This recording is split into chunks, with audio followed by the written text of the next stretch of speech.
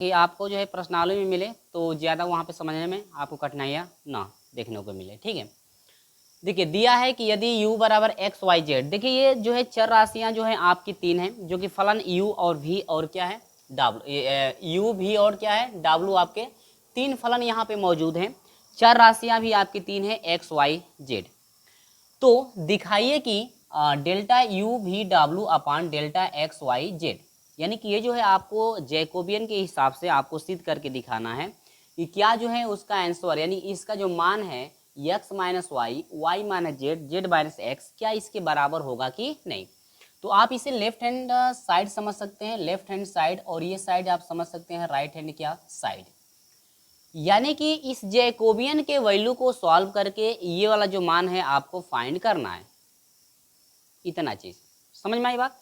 तो हम लोग जो है इसको निकालने के लिए हम लोग करेंगे क्या कि जो u फलन है एक बार x के सापेक्ष करना पड़ेगा आंशिक अवकलन, एक बार y के सापेक्ष करेंगे u का, एक बार z के सापेक्ष जो है कि u फलन का हम लोग आंशिक अवकलन करेंगे। अब देखिए जब हम लोग को इतना निकालना है तो इतना निकालने के लिए हमको क्या क्या चाहिए ये तो पता चल गया है आपको कि हम लोगों को चाहिए, यहाँ पर ले लेते हैं, यहाँ पर तो 3 आपका जो है कि निकल ही जाएगा। तो यहीं पर हम सूत्र नोट कर देते हैं कि हमको चाहिए क्या, डेल्टा u v w, ये जो है बाटा में यदि डेल्टा x y z, यदि ये हमको फाइंड करना है तो हमको टोटल मान क्या क्या चाहिए। देखिए delta u upon delta x, delta u upon delta x चाहिए, delta u upon delta y, delta u upon delta y, इसके बाद delta u upon delta z, delta u upon delta z. फिर आगे बढ़िए, delta v upon delta x, delta v upon delta x, delta v upon delta y, delta v upon delta y, delta v upon delta z, तो delta v upon delta क्या चाहिए Z. आगे बढ़िए, फिर delta डब्लू upon जो है delta x, फिर डेल्टा डब्लू अपान डेल्टा वाई, फिर डेल्टा डब्लू अपान क्या चाहिए डेल्टा जेड। यानी कि यहाँ पर देखिए जो u फलन यहाँ पर है उसका x के सापेक्ष, y के सापेक्ष, z के सापेक्ष, यानी तीनों बार जो है आपको आंशिक अवकलन करना है। ठीक है, चलिए तो यहाँ पे हल करते हैं, इसको हम ले लेते हैं। यहाँ पर u बराबर दिया है x y और क्या z, एक मान है। दूसरा मान v बराबर दिया है x y plus y z plus z x. तीसरा मान दिया है w बराबर x प्लस वाई प्लस क्या z। इतना, ठीक ना, इतना चीज हमको भैया चाहिए। तो जब इतना चीज चाहिए तो आएगा किस तरह से, चलिए इसी से ना आएगा, यानी कि u फलन का x y z तीनों के सापेक्ष आपको बारी बारी अवकलन करना है। चलिए तो u फलन है तो एक बार x के सापेक्ष करेंगे, तो ध्यान दीजिएगा पहले x के सापेक्ष मैं कर रहा हूँ, तो यहाँ पर हो जाएगा del u upon del x। x के सापेक्ष करेंगे तो x का अवकलन 1, और ये अचर राशि है तो 1 से y z में गुणा हो जाएगा y z, एक मान निकल गया। इसका y के सापेक्ष आइए तो del u upon del y हो जाएगा, y का अवकलन 1 हो जाएगा, x y अचर राशि है तो 1 से इसमें गुणा करेंगे तो y z आपका बन जाएगा। फिर इसका z के सापेक्ष करेंगे तो del u upon del z equal to हो जाएगा, z का अवकलन 1, और ये अचर राशि है तो देखिए जिसके सापेक्ष करेंगे उनको छोड़ करके बाकी सब जो अचर राशि का काम करेगा, लेकिन ये जो फलन को डिनोट करेगा ये अचर राशि काम नहीं करेगा। जेड के सापेक्ष करेंगे तो एक्स और वाई जो आपकी चर राशि है ये अचर का काम करेगा, तो ये आपका जेड एकम जेड, यानी कि एक्स और क्या हो जाएगा वाई। ठीक है, यहाँ पर आपका इसका हो गया। फिर इसका एक्स के सापेक्ष करेंगे तो डेल भी अपान हो जाएगा डेल एक्स। देखिए किस में एक्स है, यहाँ पर एक्स है तो एक्स का अवकलन 1, 1 से वाई में गुणा आपका वाई बन जाएगा। इसमें एक्स नहीं है तो ये 0 हो जाएंगे, छोड़ दीजिए। यहाँ पर एक्स है तो एक्स का अवकलन 1, 1 से जेड में गुणा प्लस क्या हो जाएगा जेड। अब चलिए इसके बाद डेल भी अपान डेल वाई के सापेक्ष करेंगे, तो इसमें वाई है, वाई का अवकलन 1, 1 से एक्स में गुणा आपका एक्स हो जाएगा, प्लस इसमें वाई है, वाई का अवकलन 1, 1 से जेड में गुणा आपका हो जाएगा जेड। इसमें तो वाई नहीं तो इसका अवकलन टोटल 0 हो जाएगा।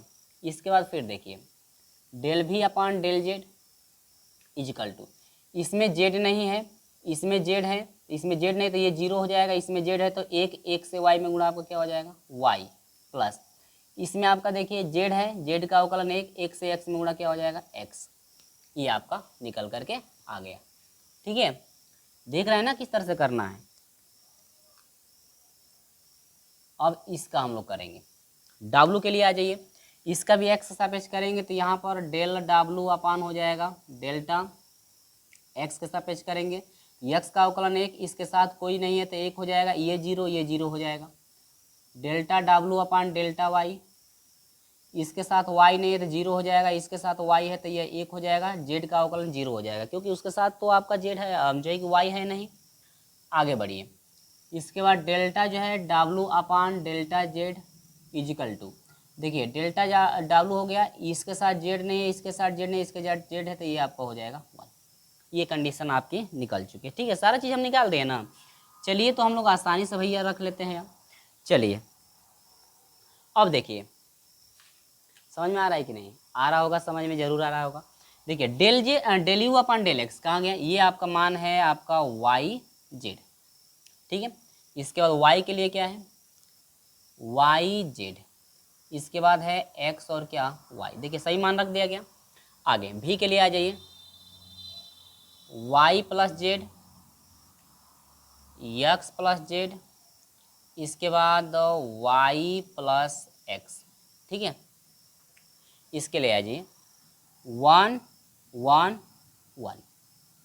ठीक ना, ये चीज़ें आपकी आ चुकी हैं। अब यहाँ पर क्या करेंगे कि हम लोग देखें, ये आपका R1 है, R2 है और ये क्या है R3। देखिए सारणी में हम आपको बताए थे गुणधर्म के हिसाब से, गुणधर्म ये कहता है आपका ना कि सिद्ध करने वाला कभी भी कंडीशन आता है यदि किसी R1 में या किसी C1 में, यानी किसी भी पंक्ति या किसी भी स्तंभ में यदि एक आता है, तीनों अवयव एक एक हो जाते हैं, तो इनको आपस में घटा करके जो है कि अधिकांश अवयव 0 कर लें तो आसानी से हम लोग का आ जाएगा। ठीक है, तो कंडीशन ये होता है कि यदि किसी का भी यदि पंक्ति या स्तंभ, कोई भी पंक्ति या कोई भी स्तंभ यदि एक होती है ना तो घटाना शुरू कर देते हैं ताकि हम लोग अधिकांश अवयव 0 कर लें तो हम लोग आसानी से विस्तार कर सकते हैं।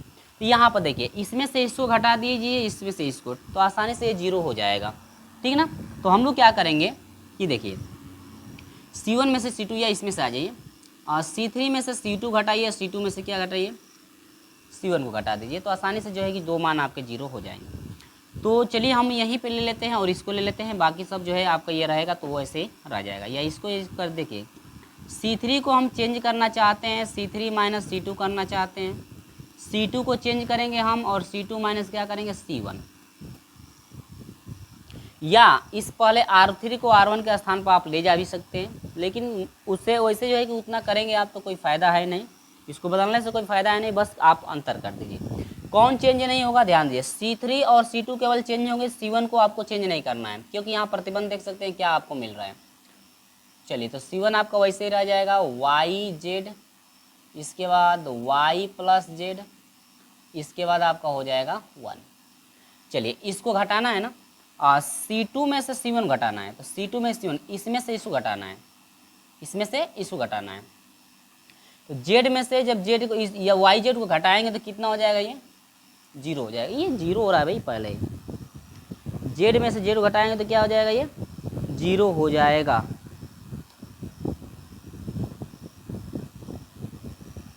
चलिए यहाँ पर Z में से Z घटाने के बाद ये 0 हो रहा है, हमको तो लग रहा है कहीं मिस्टेक हो रहा है क्या। ये आपका वाई जेड दोनों है, del u upon y z कैसे हो गया ये। यहाँ पर देखिए थोड़ा एक चीज़, हम लोग यदि यहाँ पर y के सापेक्ष करें तो y का अवकलन 1 होगा, एक्स जेड होगा ना। हम भी कहें क्यों आपका एक ही मान आ रहा है भाई, यहाँ पर आपका जो है एक्स जेड होना चाहिए। चलिए देखिए अब देखिए C2 में से इसको घटा रहे हैं, C2 में से इसको घटाएंगे, देखिए यहाँ पर C2 में से इसको घटाया जा रहा है, C2 में से इसको घटाएंगे तो हमको इसमें से इसको घटाना चाहिए तो आसान रहता। चलिए C2 में से इसको घटा लीजिए, एक्स माइनस जेड में से इसको घटाएंगे तो आपका देखिए दोनों में जेड कामन है तो आप नहीं तो जेड कामन भी ले सकते हैं, इसके बाद इसमें से घटा रहे हैं तो यह हो जाएगा एक्स माइनस वाई। अब देखिए इसमें से इसको घटाया जा रहा है, देखो भाई यहाँ पर देख सोचने वाली बात है, C2 में से C1 घटाया जा रहा है, यानी कि x minus x plus Z में से घटाना है आपको y प्लस जेड को, तो यह हो जाएगा x प्लस जेड और माइनस वाई माइनस जेड, तो जेड से जेड कट जाएगा, एक्स माइनस क्या बचा, वाई। यहाँ पर आपका बच गया है एक्स माइनस क्या हो गया, और सॉरी नीचे एक्स माइनस क्या हो गया, वाई। ठीक है, चलो इसको हटा देते हैं। फिर इसमें से इसको घटाएंगे तो एक में से घटाइए, आपका क्या हो जाएगा, जीरो हो जाएगा। ठीक ना, चलो भाई ठीक है, इसमें से जो घटाना है, देखिए एक्स, अब देखिए x3 की बारी आई, x2 वाला तो हो गया, यानी कि C1 C2 वाला तो हो गया, C3 की बारी हम लोग की आ रही है। तो C3 को बदलेंगे तो C3 में C2 घटा, इसमें से इसको घटाना है, यानी कि एक्स वाई में से घटाना है एक्स जेड को। तो इसमें कामन क्या है, एक्स कामन है, तो वाई माइनस क्या होगा, जेड। तो यहाँ पर हो जाएगा एक्स कोष्टक में वाई माइनस क्या हो जाएगा, जेड। अब देखिए इसमें से इसको घटाना है, यानी कि वाई प्लस एक्स, घटाना है किसको, एक्स प्लस जेड को। यह हो जाएगा y plus x minus x plus z, x x cut जाएगा, बचेगा क्या, आप देख सॉरी बचेगा क्या, वाई माइनस जेड। तो यहाँ पर हो जाएगा वाई माइनस जेड। और देखिए एक में से एक घटा क्या हो जाएगा, जीरो यहाँ पे मौजूद हो जाएगा। ठीक है, इतना समझ में आया कि नहीं। अब देखिए यहाँ पे देखिए C2 में जो है कि लिखेंगे C2 से x माइनस वाई, क्योंकि x माइनस वाई C2 में है। अब यहाँ पर तथा C3 से y माइनस जेड कामन लेने पर, देखिए भाई कामन हो रहा है तो कामन आप ले लेंगे, कामन हो रहा है तो कामन ले लेंगे, क्योंकि C2 और C3 में, C2 में अवयव x माइनस वाई है, C3 में भी y माइनस जेड यहाँ पे मौजूद है। ठीक है, चलिए तो अब हम देखते हैं क्या क्या मिल रहा है। तो यहाँ पर आपका हो जाएगा कामन, x माइनस वाई कामन हो रहा है, और C3 से y माइनस क्या हो रहा है, जेड कामन हो रहा है। बचेगा क्या, देखिए वाई जेड हो जाएगा, और ये हो जाएगा y प्लस जेड, इसके बाद 1, इसमें कामन हो गया तो जेड बच गया, यहाँ पर कामन हो गया तो 1, और ये आपका हो जाएगा 0, यहाँ पर कामन हो गया तो x, यहाँ पर हो जाएगा 1 और ये 0। चलिए अब यहाँ पर देखिए हम लोग एक नज़र देखें, यहाँ पे R3 के सभी अवयव 0 हैं, एक केवल 0 नहीं है। तो R3 से यदि विस्तार करते हैं तो इससे करना नहीं पड़ेगा, केवल एक से करना पड़ेगा, इसीलिए जो है कि हम घटाएं, यहाँ पर कर देंगे R3 से विस्तार करने पर, चलिए R3 से विस्तार करिए। तो R3 से विस्तार जब हम लोग करेंगे तो ये है x minus y, y minus z. ठीक है, इसके बाद देखिए क्या मिल रहा है, 1 से विस्तार करेंगे तो ये आपका छूट जाएगा, 1 वाला ये आपका छूट जाएगा, यही ना दोनों बचेंगे। तो जेड से इसमें करेंगे तो जेड एकम जेड, और इससे करेंगे तो बीच में माइनस, ये हो जाएगा x। ठीक है, यहाँ पर आपका मान हो जाएगा x minus y, y minus z, और जेड माइनस क्या हो जाएगा, x।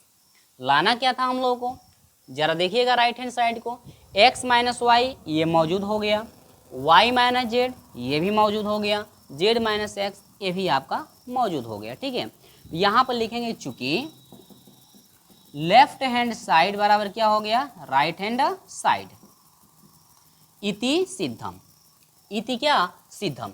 या आप ऐसे नहीं लिखना चाहते हैं तो लिख सकते हैं कि चूंकि यहाँ पर जो ये मान निकला हुआ, ये जो आपका वैल्यू मान निकला हुआ है, जो है कि आपका u v और w का जो मान है बटा में डेल्टा x y z का जो मान है, ये बराबर आ चुका है x minus y, y minus z, और z माइनस क्या, x, इति सिद्धम।